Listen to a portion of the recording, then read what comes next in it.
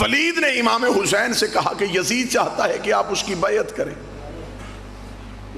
یزید کے پاس دنیا کے تیسرے حصے کی سربراہی تھی. تنہا حسین نے مدینے میں کہا میں بیعت نہیں کروں گا. یہ نہیں ایک جابر بادشاہ کے سامنے تھی, یہ نہیں ایک ظالم حکمران کے سامنے تھی, یہ نہیں دنیا کی ایک بہت بڑی طاقت کے سامنے تھی. اور تنہا حسین نے کہا نہیں کروں گا. یزید سمجھا یہ ایک نہیں میرا کیا بگاڑے گی, لیکن دربار سے ایک نہیں نکلی اور 72 نہیوں میں تقسیم ہو گئی. 72 لوگوں نے اس نہیں میں اپنی ہاں کو ملا دیا. انہوں نے کہا ہم بھی نہیں کریں گے. 72 ایسے ڈٹ گئے. اس نے لالچ دیا, یہ نہیں ہٹے. اس نے دھمکی دی, یہ انہوں نے خوف نہیں کھایا. 72 نہیں کہتے کہتے حسین کے ساتھ کربلا آ گئے. یزید نے 72 قتل کروا کے سوچا شاید اب نہیں چھپ ہو جائے گی, لیکن اسے کیا پتا تھا کہ حسین نے اس نہیں کو کتنی بڑی زندگی دے دی ہے کہ وہ نہیں پوری کائنات میں ایسے پھیلی. آج وہی نہیں ہمارے وجود کا حصہ ہے, آج وہی نہیں ہمارے ضمیر کا حصہ ہے. آج ہمیں بندے کہتے ہیں جلوس روکو, ہم کہتے ہیں نہیں روکیں گے. ماتم چھوڑو, نہیں چھوڑیں گے. حسین کا ذکر نہ کرواؤ, نہیں کروائیں گے.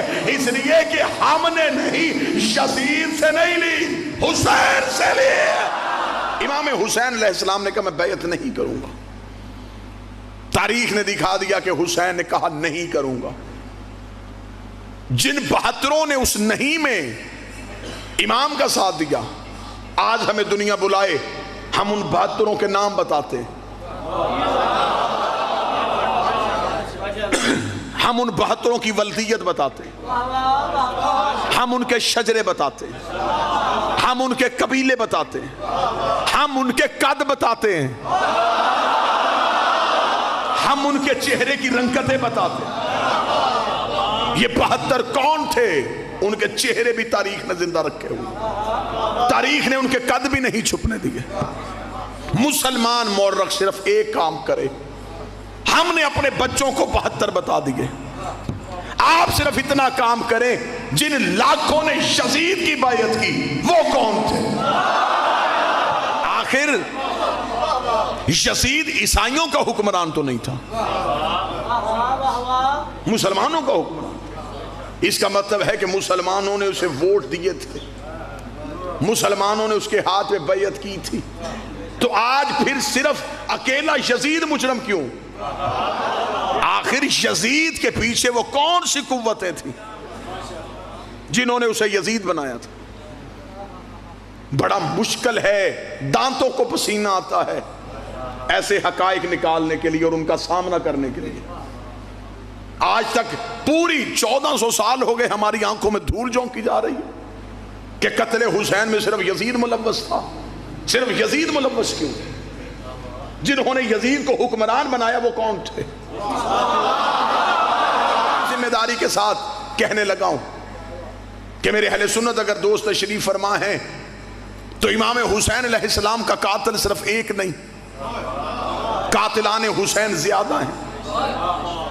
جس دور میں حسین علیہ السلام نے نہیں کہا, یہ دور کون سا تھا؟ رسول کو دنیا سے گئے ابھی 50 سال پورے نہیں ہوئے, ابھی 50 سال نہیں ہوئے نبی کو دنیا سے گئے, اور یزید جیسا شرابی تخت میں بیٹھ گیا. اب میں نام نہیں لوں گا, نشانی بتانے لگا ہوں. اب بھی وہ لوگ زندہ تھے جنہوں نے نبی کی پشت پہ حسین دیکھا تھا. اب بھی وہ لوگ زندہ تھے جنہوں نے عید والے دن نبی کے کاندھوں پہ حسین دیکھا.